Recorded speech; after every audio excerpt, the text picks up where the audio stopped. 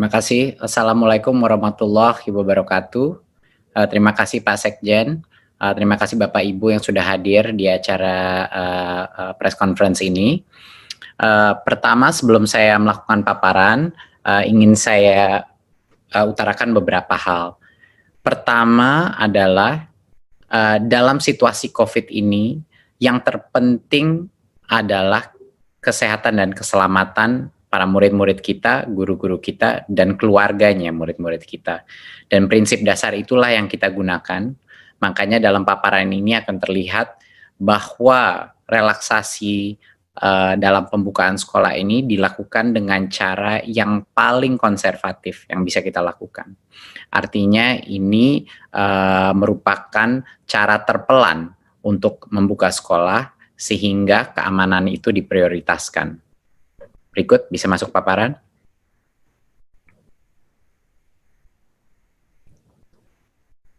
Ya, terima kasih. Berikutnya. Ya, prinsip utama di masa pandemi adalah kesehatan dan keselamatan itu nomor satu. Memang banyak yang dikorbankan dengan adanya sekolah ini belajar dari rumah, banyak yang mungkin tidak kualitas pembelajaran ada yang dikorbankan, dan juga kualitas daripada semua pembelajaran daring pun tidak semuanya sama dan banyak sekali yang mengalami kesulitan. Tetapi di masa pandemi ini, di mana kita masih dalam krisis COVID-19, Kemendikbud mengambil sikap bahwa kesehatan dan keselamatan adalah yang utama. Dan itu akan terlihat dengan strategi kita ke depannya. Berikut. Ya, sekarang kita masuk kepada pendidikan anak usia dini, dasar, dan menengah. Rencana ke depannya. Seperti yang saya telah informasikan sebelumnya, tahun ajaran 2020 dan 2021 itu tidak berubah jadwalnya, tetap saja pada bulan Juli 2020, ya. Tapi jadwal itu tidak berdampak kepada metode apa pembelajaran yang ada, maupun daring ataupun tatap muka.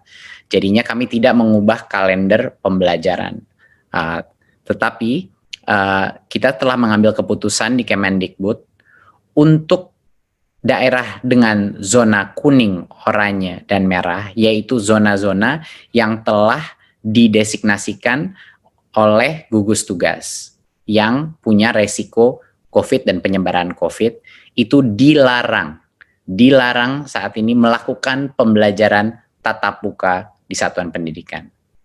Jadinya, untuk zona-zona yang merah, kuning, dan oranye, ini merepresentasikan pada saat ini 94% daripada peserta didik, ya, di pendidikan dini, dasar, dan menengah. 94% daripada peserta didik kita tidak diperkenankan untuk melakukan pembelajaran tatap muka. Jadinya masih belajar dari rumah. Ya. Yang 6%, yaitu yang di zona hijau, itulah yang kami memperbolehkan pemerintah daerah untuk melakukan pembelajaran tatap muka, tetapi dengan protokol yang sangat ketat, yang itu yang akan kita jelaskan. Jadi, saya ulang lagi, bahwa untuk saat ini, karena hanya 6% daripada populasi peserta didik kita yang di zona hijau, hanya mereka lah yang kita berikan persilakan untuk pemerintah daerah mengambil keputusan untuk melakukan sekolah dengan tatap muka. Sisanya yang 94% tidak diperkenankan, dilarang karena mereka masih ada resiko penyebaran COVID. Berikutnya. Jadi bagaimana kriteria kita untuk memulai pembelajaran tatap muka? Tentunya dari seperti yang saya paparkan tadi, pertama harus zona hijau, dan itu penetapannya ada di gugus tugas, dan nanti akan diperjelaskan juga dengan kepala gugus tugas apa yang dimaksudkan zona hijau, kuning, dan oranye. Jadi pertama, kabupaten kota itu harus zona hijau. Kedua, Pemda harus memberikan izin, jadi Pemdanya pun harus setuju. Dan yang ketiga, satuan pendidikan telah memenuhi, yaitu sekolahnya telah memenuhi semua checklist dan yang checklist daripada persiapan pembelajaran tatap muka. Pada saat ini semua tiga-tiganya tiga langkah pertama untuk kriteria pembukaan, sekolahnya boleh mulai pembelajaran tatap muka. Tapi ada satu lagi perizinan yang harus dipenuhi, yaitu orang tuanya murid pun harus setuju untuk anaknya mereka pergi ke sekolah pada saat itu. Jadinya, misalnya sekolah zona itu sudah zona hijau, Pemda sudah mengizinkan dan satuan pendidikan itu sudah memenuhi checklistnya. Sekolahnya boleh mulai pembelajaran tatap muka, tetapi tidak bisa memaksa murid yang orang tuanya tidak memperkenankan untuk pergi ke sekolah karena masih belum cukup merasa aman untuk harus ke sekolah. Jadi murid itu pun walaupun sekolahnya mulai tatap muka, kalau orang tuanya masih tidak merasa nyaman, murid itu diperbolehkan masih belajar dari rumah. Jadi itu penting. Kita punya banyak sekali level persetujuan untuk anak atau peserta didik itu bisa masuk ke sekolah. Ya. Sekali lagi, ini hanya yang zona hijau yang merepresentasikan 6% daripada populasi peserta didik kita. Dan zona hijau ini bisa semakin besar, bisa semakin kecil, tergantung pada designasi daripada gugus tugas. Berikutnya. Untuk sekolah yang sudah memenuhi semua checklist itu pun, yang di zona hijau, kita melakukan tiering daripada mana jenjang yang boleh masuk dulu. Ya. Jadinya untuk bulan pertama, pada saat itu checklist sudah terpenuhi, hanya diperkenankan SMA, SMK, dan SMP. Jadi hanya yang level lebih menengah situ. Jadi SD saat ini belum boleh dipersilakan membuka, harus menunggu 2 bulan lagi. Ya, jadinya untuk yang paling awal pun hanya level SMP ke atas yang boleh. Baru setelah 2 bulan kalau semuanya masih oke dan semua masih hijau, baru boleh SD dan SLB yang mulai dibuka. Ya, mungkin saya koreksi untuk yang tahap 1 adalah SMA, SMK, MA, MAK, SMTK, SMK dan lain-lain. Ya, untuk tahap 2, 2 bulan setelah itu baru boleh SD, ya. MI dan paket dan SLB. PAUD adalah yang paling terakhir dan baru boleh di bulan kelima kalau zona itu masih hijau. Ya, bulan kelima barulah PAUD boleh memulai belajar dengan tatap muka. Dan kami telah mendapat berbagai macam masukan dan input dari berbagai macam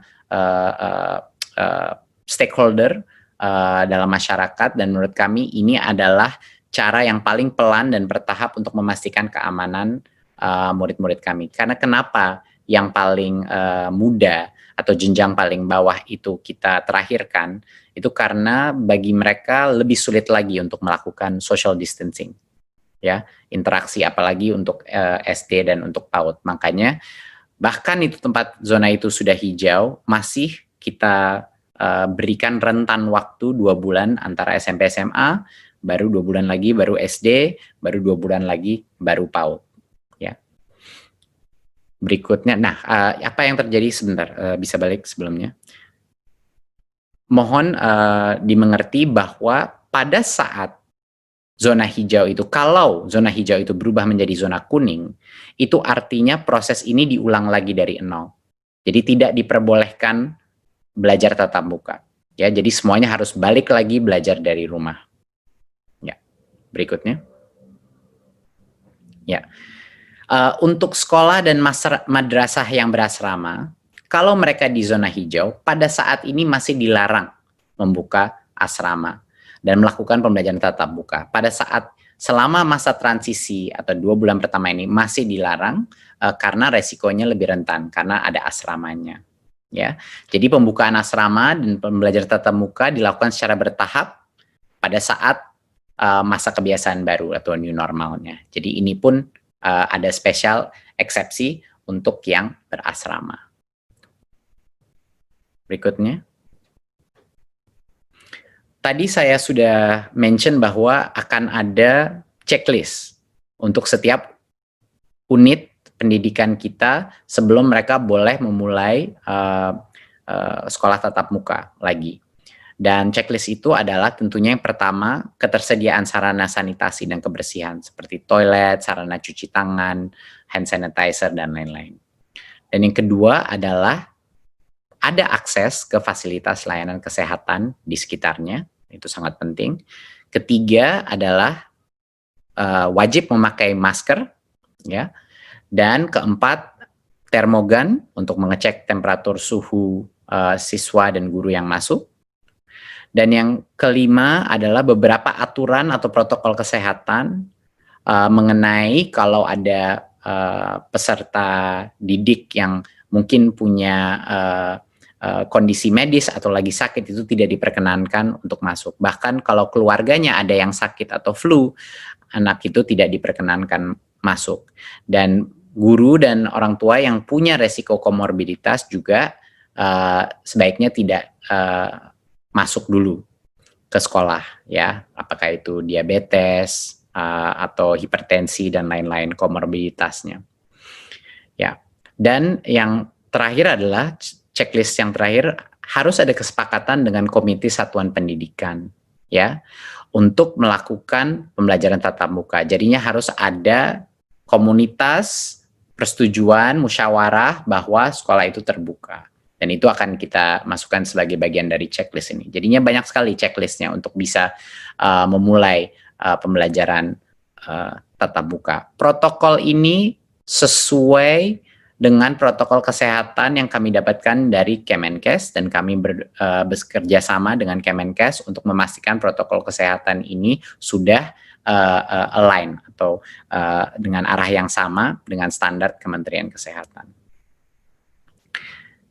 Dan kami juga ingin memastikan bahwa satuan pendidikan ini melakukan persiapan dengan Dinas Pendidikan dan Kanwil kantor Kemenak juga, ya, di masing-masing. Walaupun mereka belum zona hijau, tapi sebaiknya untuk mengerti protokol ini dan untuk preparasi sebaiknya dimulai dari sekarang untuk berkoordinasi untuk persiapannya. Berikut. Ya. Jadi salah satu hal yang terpenting tadi kita sudah mention mengenai masa transisi. Jadinya pada saat itu sekolah, misalnya di bulan Juli di zona yang hijau di satu kabupaten ingin memulai, dia sudah semua checklist sudah terpenuhi dan dia memulai pembelajaran tatap muka. Tapi tidak bisa normal dulu. Selama 2 bulan pertama dia buka, ada berbagai macam restriksi yang kita akan lakukan. Yang terpenting adalah dalam kondisi kelasnya. Yang tadinya peserta didik rata-rata itu 28-30 anak per kelas, untuk 2 bulan pertama maksimal 18 peserta didik per kelas. Ini untuk pendidikan dasar dan menengah, ya. Jadinya sekitar kapasitasnya setengah atau 50%, sekitar 50% daripada kapasitas normal. Jadi secara otomatis sekolah ini yang melalui masa transisi ini harus melakukan proses shifting. Ya, harus ada shifting, dan kami memberikan kebebasan bagi unit pendidikan untuk menentukan seperti apa mau shiftingnya, per harian, per mingguan, angkatan kelas atau apa. Tapi dipastikan bahwa hanya boleh maksimal di dalam kelas 18 peserta didik untuk pendidikan dasar dan menengah. Dan untuk SLB jaga jarak minimum 1,5 meter. Itu 1,5 meter adalah suatu social distancing aturan untuk semua jenjangnya, ya. Tapi untuk SLB maksimal 5 peserta didik per kelas. Dan PAUD jaga jarak 3 meter dan maksimal 5 peserta didik per kelas. Itu pun pada saat kalau PAUD kan masih sampai tercepat pun baru 5 bulan dari sekarang di zona yang hijau. Dan jadwal pembelajarannya seperti yang saya sudah bilang tadi, itu ditentukan oleh masing-masing satuan pendidikan sesuai dengan situasi dan kebutuhannya. Ya, jadi walaupun masuk sekolah kapasitas pun dibagi, ya, jadi sekitar 50% kapasitas yang diperbolehkan masuk. Dan ini selama 2 bulan pertama. Ya, baru setelah 2 bulan masih hijau, tidak ada masalah, sudah benar-benar mengenal protokol yang baru boleh new normal, di mana lebih banyak peserta yang boleh masuk sekolah. Berikutnya. Oke. Tentunya ada beberapa lagi, tentunya menggunakan masker itu masih pada saat masa transisi dan akan dilanjutkan pada saat masa new normal, bahkan setelah 2 bulan pun masih harus. Dan juga kondisi-kondisi selain seperti komorbiditas dan kriteria kesehatan, protokol kesehatan dari Kemenkes semuanya harus dijaga. Berikutnya. Berikut. Ya.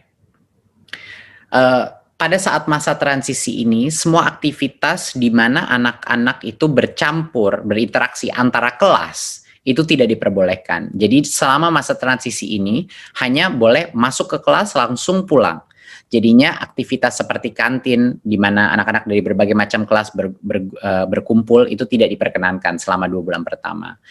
Juga kegiatan olahraga dan ekstrakurikuler itu belum diperbolehkan selama masa transisi. Ya, dan aktivitas-aktivitas lain, kegiatan belajar mengajar seperti KBM itu belum diperbolehkan pada saat masa transisi.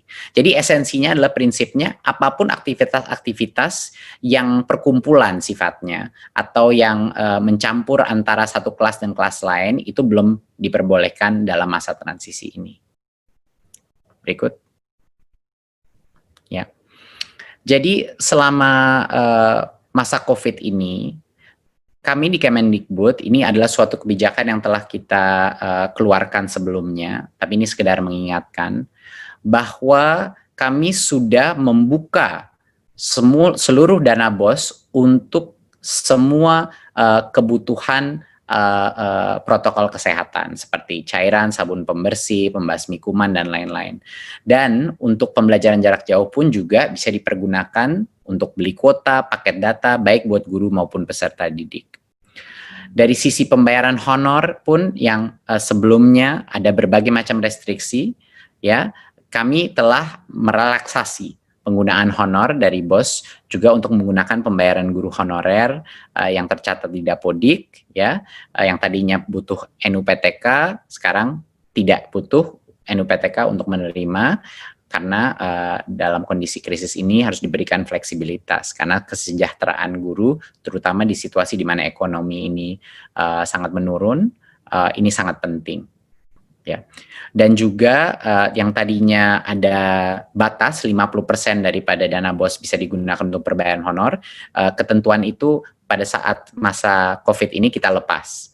Jadinya boleh lebih dari 50% untuk dibayar untuk honor, karena situasi ekonomi juga. Berikutnya.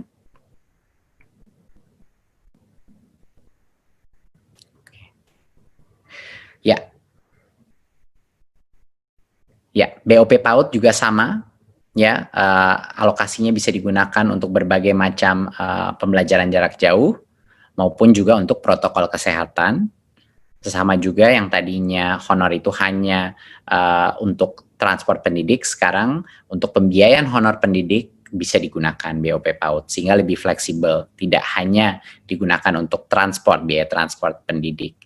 Dan yang sebelumnya persentase penggunaannya disekat-sekat, untuk masa krisis ini tentu besaran persentase per kategori itu dilonggarkan, jadi tidak ada lagi diberikan sekat-sekat, jadi sesuai dengan kebutuhan masing-masing PAUD yang ada. Jadi ini sekedar penekanan dari kami bahwa fleksibilitas penggunaan dana BOS itu bisa digunakan untuk melakukan masa transisi ini, ya, terhadap new normal. Dan itu sudah kita bebaskan bagi masing-masing kepala sekolah untuk menggunakan diskresinya untuk menjaga protokol kesehatan jika mereka sudah di zona hijau. Berikut.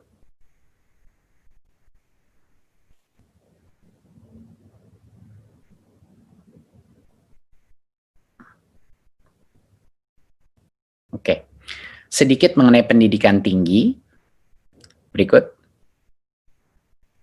Ya, tahun akademik pendidikan tinggi tetap dimulai bulan Agustus 2020, ya.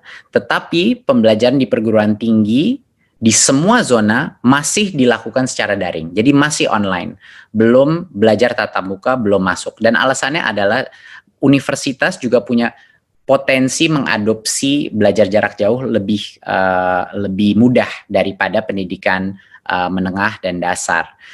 Jadinya untuk saat ini karena keselamatan adalah yang nomor satu, saat ini semua perguruan tinggi masih melakukan secara online sampai kalau ke depannya mungkin kebijakan yang berubah, tapi untuk saat ini belum berubah. Jadi masih melakukan secara daring, ya.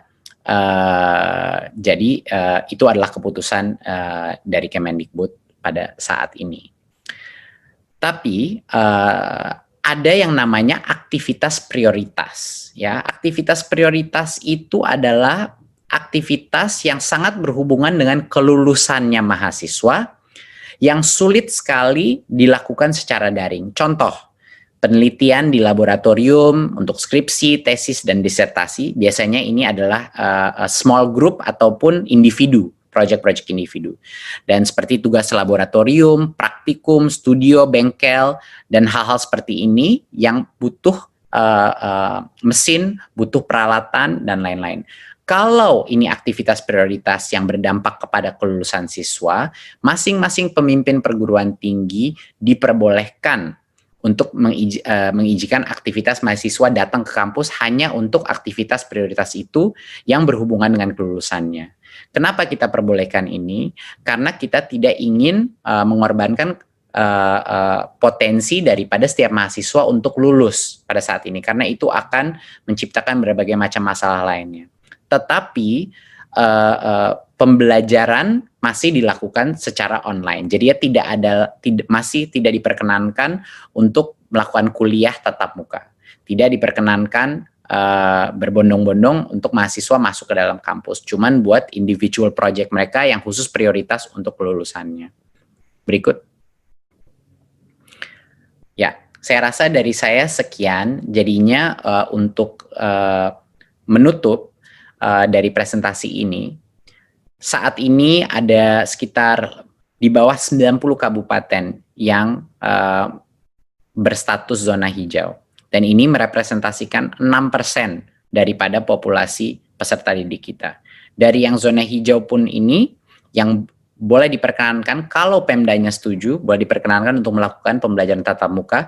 Kita mulai dengan SMP, level SMP ke atas dulu, baru 2 bulan, baru SD boleh, dan 2 bulan lagi baru PAUD boleh diperkenankan tatap muka. Itu pun dengan protokol masa transisi di mana kapasitas perharinya itu dalam kelas dikurangi secara dramatis, ya. Jadinya pada saat zona hijau itu, kalau zona hijau itu berubah menjadi kuning, berarti ulang lagi dari awal, dibubarkan lagi, dan semua belajar dari rumah lagi. Jadinya ini akan menjadi suatu proses yang dinamis dan terus berubah. Jadi diharapkannya yang hijau masih hijau dan tidak kembali ke kuning, ya. Tetapi kalau dia kembali ke kuning, proses ini harus dimulai dari awal lagi dan tunggu hijau lagi.